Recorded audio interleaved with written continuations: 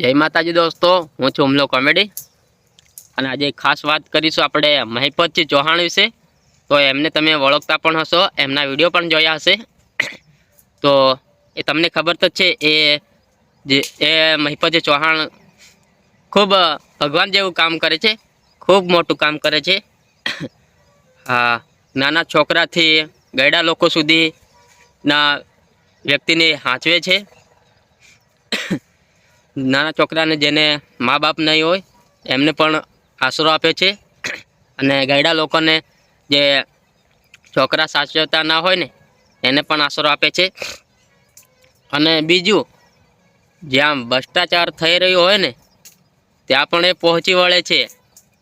તો મારું ખાસ કહેવું છે કે આપણે એમના વિડીયો જોઈએ છે અને લાઈક કરીને ઉપર ખેવી દઈએ, પણ આપણે એવું નથી વિચારતા કે આપણે એને સાથ આપવા જોઈએ।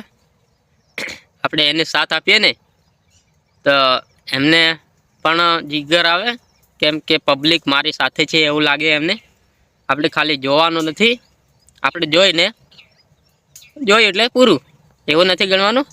આપણે વિડીયો જોઈને આપણે એવું વિચારવાનું છે કે મહિપતજી ચૌહાણ કેટલું બધું કામ કરી રહ્યા છે અને આપણે જો એને થોડુંક સાથ આપીએ તો કેવું થાય, હિંમત નહીં આવે મહિપતજી ચૌહાણને।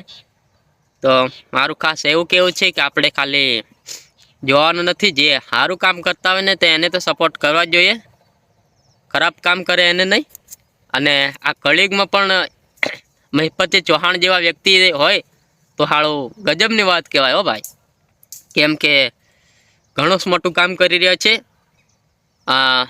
હું તો એવું જ કહું છું કે મારું ખાસ એવું તો કેવું છે કે જે આપણે મંદિરમાં જવાની જરૂર નથી, આપણે દર્શન કરવાના થાય તો મહિપતજી ચૌહાણનું વૃદ્ધાશ્રમ ને એવું બધું છે ને,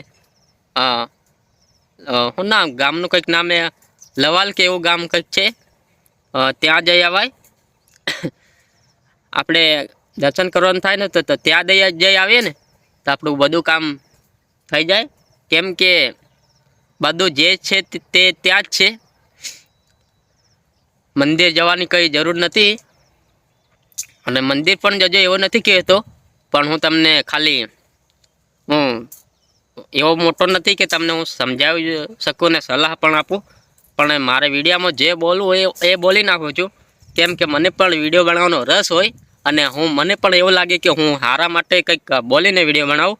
બાકી ઓપ્શન તો ઘણા છે વિડીયો બનાવવાના, પણ મને કંઈક બોલું પણ કંઈક સારા માટે બોલું એવો પણ મને વિચાર આવે।